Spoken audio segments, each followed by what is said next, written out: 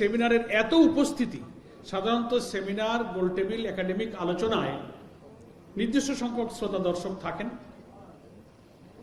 আমাদের ব্যারিস্টার বেলায়েত ভাই বললেন, আমরা অনেক সেমিনার, গোলটেবিলে যাচ্ছি বাংলাদেশে, কিন্তু আমার জানা মতে এত বিপুল উপস্থিতিতে একটা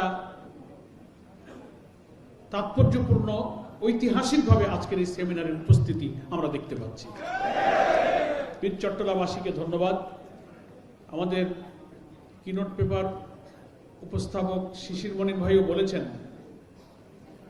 এমপি শাহজাহান চৌধুরীও বললেন, সব আন্দোলন, দাবি দেওয়ার, সংগ্রামের, বিপ্লবের বারুদ এবং সূতিকাগার হচ্ছে চট্টগ্রাম।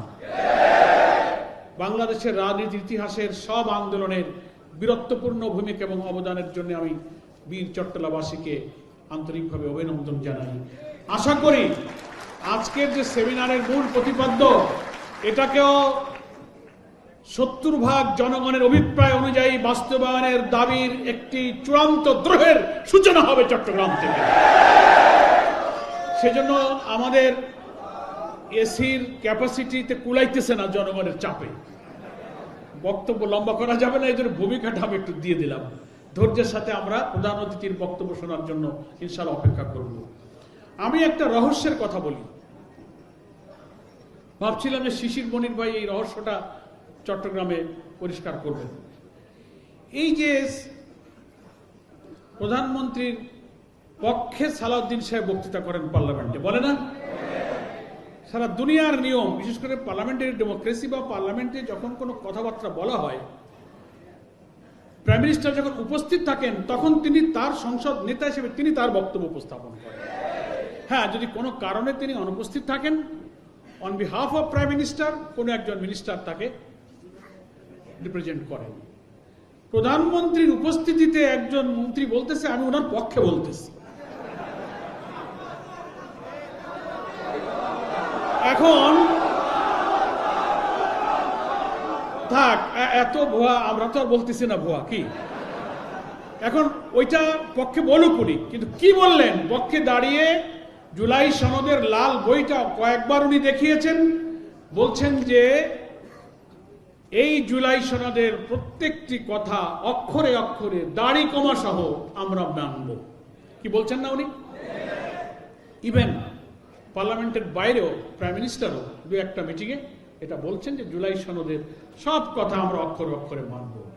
কিন্তু রহস্যটা হলো, এ কথা কিন্তু এই একবারও ওনারা বলেননি যে গণভোটে জনগণ যে 70% যে রায় দিয়েছে, এই গণভোটের গণরায় আমরা অক্ষরে অক্ষরে মানব, এ কথা কিন্তু বলে না। মানে জুলাই সনদ আর গণভোট দুইটাকে ডিফারেন্ট করে ফেলেছেন। কথাটা খেয়াল করবেন। কিন্তু জুলাই সনদ অক্ষরে অক্ষরে মানবেন ওইটা বলেন, কিন্তু গণভোটের রায় অক্ষরে অক্ষরে মানবেন তা একবারও মুখ দিয়ে কিন্তু বলেন না। কেন বলেন না? রহস্যটা কি? রহস্য হলো, জুলাই সনদে যে সমস্ত সাংবিধানিক পরিবর্তনের প্রস্তাবনা করা হয়েছে, 84টি বিষয়ে আমরা যে একমত হয়েছি জাতীয় ঐকমত্য কমিশনে, প্রায় 47টি সাংবিধানিক পরিবর্তনের প্রশ্ন আছে। অন্যান্য পরিবর্তনগুলো অ্যাডমিনিস্ট্রেটিভ অর্ডার অথবা অর্ডিন্যান্স জারি করে করা যাবে, কিন্তু সংবিধান পরিবর্তনে সংস্কার করে আমাদের প্রায় 47টি সংস্কার প্রয়োজন। তার অন্তত 8টা-10টা গুরুত্বপূর্ণ ব্যাপারে বিএনপি নোট অফ ডিসেন্ট দিয়েছে। নোট অফ ডিসেন্ট কি? ভিন্ন মত। সব দল মানছেন, উনি মানেন না, ঠিক আছে, ইউ হ্যাভ দ্য রাইট, আপনি এটা নাও মানতে পারেন, দ্বিমত করার অধিকার, এটা ডেমোক্রেসির একটা বিউটি। সারা দুনিয়ায় নোট অফ ডিসেন্টের ব্যাখ্যা এত বেশি সময় নষ্ট করার দরকার নেই। একটা অথরিটিতে, একটা কমিটিতে, একটা মিটিংয়ে, একটা ফোরামে 10 জন লোক থাকলে 1-2টা লোক ভিন্ন মত দিতে পারে।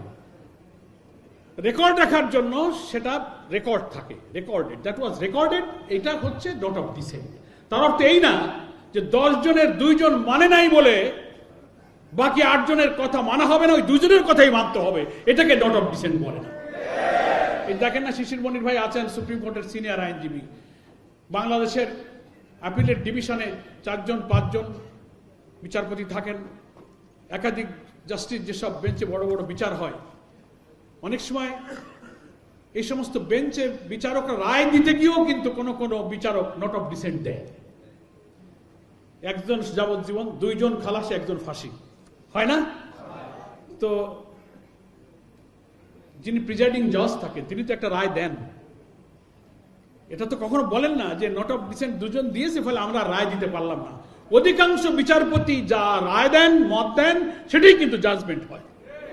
আর ওই 2 জনের নোট অফ ডিসেন্ট সেখানে রেকর্ড থাকে, ইতিহাসে ওটা বলা থাকবে যে উনি এই মতে ভিন্ন মত ব্যক্ত করেছিলেন। তো বিএনপি যে 10টা গুরুত্বপূর্ণ সাংবিধানিক পরিবর্তন মানতে চান না, ওইটা শিশির মনির ভাই কিন্তু পরিষ্কার করেছেন। ওই জন্য জুলাই সনদ, ওনাদের ভাষায় জুলাই সনদ মানে হলো ওই গুরুত্বপূর্ণ 8টা 10টা সাংবিধানিক পরিবর্তন ওনারা মানবেন না। ওই জুলাই সনদের বইটাতে নিচে নোট দিয়ে লেখা আছে, অক্ষরে অক্ষরে মানে উনাদের ওই ভিন্ন মতগুলো বাদ দিয়ে যা আছে সেটাকে ওনারা আইন বানিয়ে সংবিধানের সংশোধন করে পার্লামেন্টে একটা বিল এনে ওনাকে পাস করতে চান। এইটা হলো অক্ষরে অক্ষরে মানার ব্যাখ্যা। মানে জুলাই সনদ মানলে ওইখানে যেহেতু নোট অফ ডিসেন্ট আছে ওটা বাদ যাবে, বাকিটা মানবো। কোনটা বাদ যাবে আমি আপনাদেরকে শোনাই, কি কি ওনারা মানছেন না। প্রথম হচ্ছে যে কোন প্রধানমন্ত্রী কোন পার্টির প্রধান থাকতে পারবেন না। ঐকমত্য কমিশনে আমরা একমত হয়েছি, ওনারা বলেছেন নো, থাকতে পারবেন। তত্ত্বাবধায়ক সরকার প্রতিষ্ঠার পদ্ধতিতে আমরা যেসব ব্যাপারে একমত হয়েছি তার একটা জায়গা ওনারা নোট অফ ডিসেন্ট দিয়েছেন। উচ্চকক্ষে পেয়ার পদ্ধতিতে হবে 100 আসনের বন্টন, proportional representation according to ratio of casting vote. এখন যে ভোট পাওয়া গেছে একটু বুঝার জন্য বলি, যদি পিআর পদ্ধতিতে ওই 100 আসনের বন্টন হয়, বর্তমান বিরোধী দলের 77 জন এমপি, আমরা 11 দল যে ভোট পেয়েছি, ওই রেশিওতে যদি 100 আসন ভাগ হয় আমরা প্রায় 40-42টা আসন পাবো 100-র মধ্যে। আর যদি ওনারা বলছেন যে না, জাতীয় সংসদের নির্বাচনে প্রাপ্ত আসনের ভিত্তিতে 100 আসন ভাগ হবে, তাহলে আমরা 21-22টা পাবো, অর্ধেক হয়ে যাবে। মানে আমরা 20টা পাবো, ওনারা 80টা পাবেন। উচ্চকক্ষে ওনারা মেজরিটি হইতে চান, অথচ আপার হাউসের ক্ষমতা হচ্ছে সংবিধান সংশোধন, বিভিন্ন আন্তর্জাতিক চুক্তি, আইনের অনুমোদন, এগুলো আপার হাউস ছাড়া হবে না।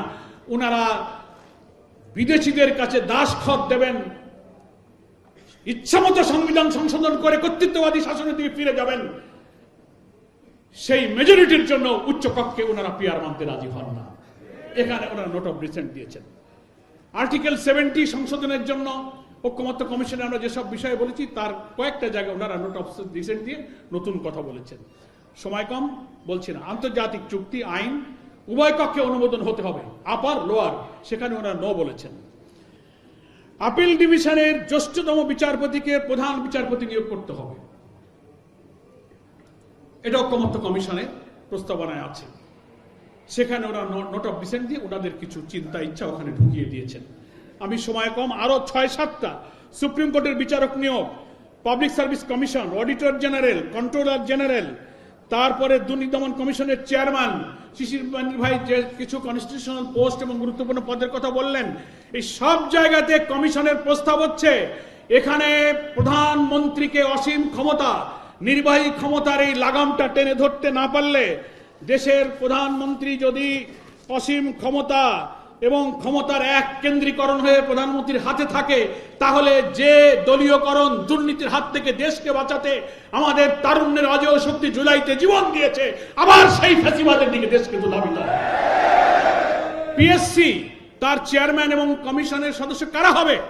বিদ্যমান রাষ্ট্র কাঠামোর সংবিধানে এইভাবে উল্লেখ করা আছে যে প্রধানমন্ত্রী যা ইচ্ছা করবেন, রাষ্ট্রপতিকে উনি সেইভাবে ওনার ইচ্ছা জানাবেন, উনি সেইভাবে প্রজ্ঞাপন জারি করে উনি public service commission, anti corruption commission, এগুলো উনি সেট করবেন। অথচ সমস্ত দল, 33টি দল ন্যাশনাল কনসেনসাস কমিশনে যারা মতামত দিয়েছেন তারা বলছেন না, এটা হবে না। সরকারি দল, বিরোধী দল, জুডিশিয়ারি বা থার্ড অন্য কোন অথরিটি নিয়ে একটা সেপারেট অ্যাপয়েন্টিং অথরিটি আমরা করব, সার্চ কমিটি হবে, এইভাবে সাংবিধানিক সব পদের নিয়োগ হবে।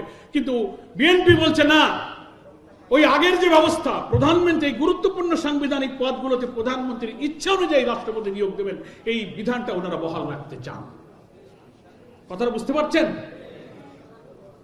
তাহলে আমাদের জুলাইয়ের সন্তানদের রক্ত যে জন্য দিল, কোটা নয় মেধার জন্যই যে আন্দোলনের সূচনা হলো, নিজের দলের লোক দেখে দেখে যদি বিসিএস ক্যাডার পাবলিক সার্ভিসের চাকরির সেই ব্যবস্থা, যে দলের প্রধানমন্ত্রী সেই দলের লোকদের চাকরি হবে আর বাকিরা রাস্তায় রাস্তায় ঘুরবে, সেই আইন যদি এখনো হয় তো এই বিপ্লবের প্রয়োজনটা কি? প্রিয় ভাইরা আমার, এই গুরুত্বপূর্ণ 8-10টা পয়েন্ট ওনারা ডট অফ ডিসেন্ট দিয়েছেন, মানতে চান না। অক্ষরে অক্ষরে মানবো, বই দেখায় বলার অর্থ হলো এই কথাগুলো ওই বইতে লেখা আছে নোট দিয়ে। কিন্তু গণভোটের রায় মেনে নেব তা বলেন না কেন? বলেন না এই জন্য যে গণভোটের যে 4টা প্রশ্ন শিশির মনির ভাই ব্যাখ্যা করলেন, শুনেছেন তো? 13ই নভেম্বরের প্রেসিডেন্সিয়াল যে অর্ডার, তার 3য় দফায় গণভোটের 4টে প্রশ্নের ব্যাখ্যা উনি সুন্দর করে শুনিয়েছেন। এখানে সব সাংবিধানিক পরিবর্তন, কেয়ারটেকার সরকার সব আছে, কিন্তু গণভোটের এই 4টি প্রশ্নে যা 70% লোক হা বলেছে, গণভোটের প্রশ্নগুলোর মধ্যে নোট অফ ডিসেন্ট নাই। জুলাই সনদে নোট অফ ডিসেন্ট আছে, গণভোটের প্রশ্নের মধ্যে 5 কোটি লোক যে ভোট দিয়েছে এখানে কোনো নোট অফ ডিসেন্ট নাই। 5 কোটি মানুষ, 70% মানুষ উইদাউট নোট অফ ডিসেন্ট তারা হা বলেছে। তার অর্থ হলো প্রধানমন্ত্রী, স্বরাষ্ট্রমন্ত্রী, আইনমন্ত্রী সবাই তো গণভোটে ভোট দিয়েছেন। দিয়েছেন কিনা? আমরা তো টেলিভিশনে দেখলাম যে 12ই ফেব্রুয়ারি সব ভোট কেন্দ্রে যাইতেছেন। নিশ্চয়ই আপনারা একটা ভোট ধানের শীষে দিয়েছেন আর একটা হাতে দিয়েছেন। তা হাতে ভোট দেওয়ার অর্থ কি? হাতে ভোট দেওয়ার অর্থ হলো 84টি সংস্কার পরিবর্তনকে আপনি হা বলেছেন। ওই যে গণভোটের প্রশ্নের জবাবে হা বলেছেন, ওই প্রশ্নে কোনো নোট অফ ডিসেন্ট ছিল না। 5 কোটি মানুষ ভোট দিয়ে নোট অফ ডিসেন্টকে খারিজ করে দিয়েছে। এখন আপনি মেজরিটি পাওয়ার দেখিয়ে গণভোটের 70% রায়কে বাতিল করে দিয়ে আপনারা পার্লামেন্টে মেজরিটি আছেন বলে সেই ক্ষমতার জোরে সব আইন বদলায় নিজেদের মতো করে রক্ত ঝরানো জুলাই সনদকে আবার সেই ফ্যাসিবাদী শাসনের দিকে নিয়ে যাবেন, এইটা তো বাংলাদেশের মানুষ কোনোদিন করতে দেবে না। সরোয়ার তুষার ভাই বলছে, কেন এই 4-5 মাস কথা বলেননি? 17ই অক্টোবর আমরা জুলাই সনদে স্বাক্ষর করেছি, 13ই নভেম্বর প্রেসিডেন্সিয়াল অর্ডার হয়েছে, 25শে নভেম্বর গণভোটের অর্ডিন্যান্স হয়েছে, 12ই ফেব্রুয়ারিতে একই দিনে গণভোট এবং জাতীয় ভোট হয়েছে।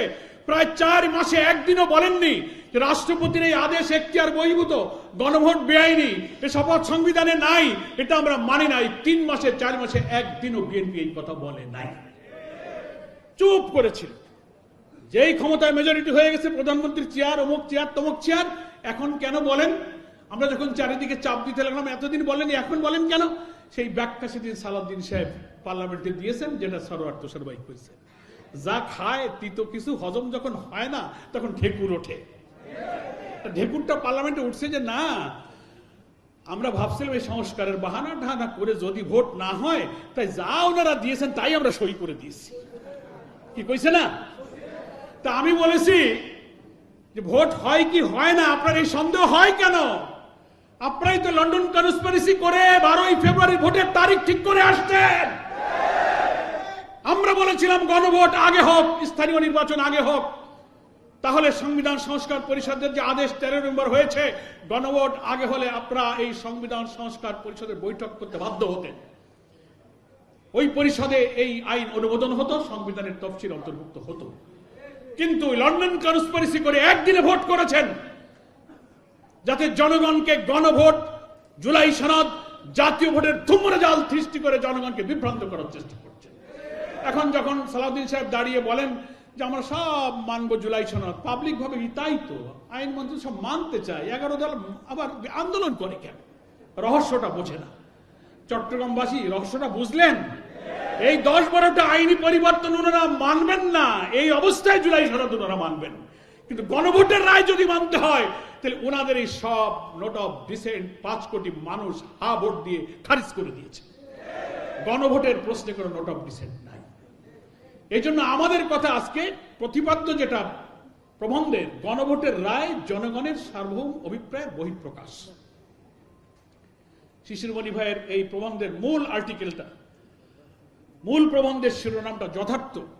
ওনারা হয়তো ভাবেন যে না, আমরা এখন পার্লামেন্টে মেজরিটি ভোট পেয়েছি, বেশি আসন আছে আমরা যে আইন বানাবো তাই হবে না।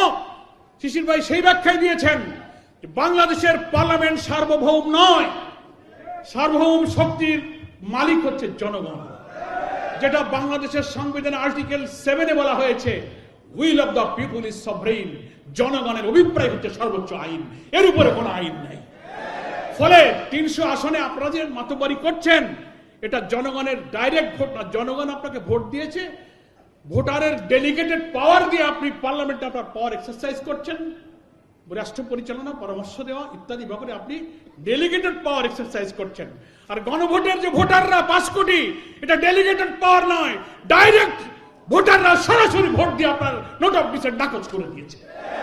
একটা ডেলিগেট পাওয়ার ডেলিগেটেড আর একটা ডাইরেক্ট পাওয়ার। ফলে আপনার পার্লামেন্টের মেজরিটি সভরেইন নয়, ওই 5 কোটি ভোটই হচ্ছে উইল অফ দ্য পিপল, ওটাই হচ্ছে সভরেইন। আমি কথাটাকে বোঝাতে পেরেছি? ফলে বিতর্কের প্রয়োজন নেই। এই সংকট তৈরি করেছে বিএনপি, আমরা করিনি। কারা করেছে? আপনি যদি এত রক্ত একসাথে আন্দোলন, ফ্যাসিবাদ বিরোধী এই ঐক্যমত্য কমিশন, সরোয়ার তুষার ভাই তো বললেন সব বৈঠকে ওনারা ছিলেন, প্রায় 72টা বৈঠক হয়েছে প্রায় 9 মাসে, 32-33টা দল সব বৈঠকে ছিলেন। এই গণভোটের প্রস্তাব এর আইনি ভিত্তি দিতে গেলে সরকারি আদেশে হবে না, একটা প্রেসিডেন্সিয়াল অর্ডার লাগবে, গণভোট লাগবে, সব কথাই তো আপনারা বলেছিলেন। এখন সেটাকে আপনি 180 ডিগ্রি ইউটার্ন করে বলছেন না এগুলো মানব না। কেন বলেন? তাহলে কি আমরা প্রশ্ন করতে পারি যে প্রধানমন্ত্রী নিজে যে হাতে ভোট দিলেন, এখন গণভোটকে অস্বীকার করে উনি নিজের ভোটকে নিজে অস্বীকার করছেন, নিজের রায়কে উনি নিজে ইগনোর করছেন। আপনি এটা কি প্রতারণা, দ্বিচারিতা বলবেন না? কি বলবেন? সালাউদ্দিন সাহেব বলেন যে প্রেসিডেন্সিয়াল অর্ডার, গণভোট, এই সংবিধান আদেশটাই নাকি অন্তহীন প্রতারণার দলিল। এইটা অন্তহীন প্রতারণা নাকি নিজে ভোট দিয়ে তার বিরুদ্ধে কথা বলাটা অন্তহীন প্রতারণা? এটা জনগণের কাছে আমি বিচারের ভার ছেড়ে দিলাম।